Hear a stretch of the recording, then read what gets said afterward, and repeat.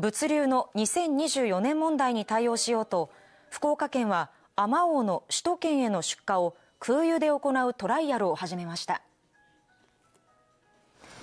トライアルで空輸されるのは、昨日収穫されたあまおう1360パックで、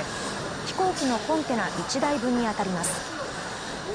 この取り組みはトラックの輸送能力の低下が懸念される2024年問題に対応しようと、福岡県と ＪＡ 全農ふくれんが行っているものです。あまおうは夕方以降、福岡空港から空輸、深夜に東京の卸売市場に到着します。通常のトラック輸送よりコストは高いものの、時間は1日短くなります。鮮度があるうちに届くのが一番メリットですよね。トライアル空輸は3月にかけて10日間行われ、県は新たな手段として安定的な輸送力を確保したいとしています。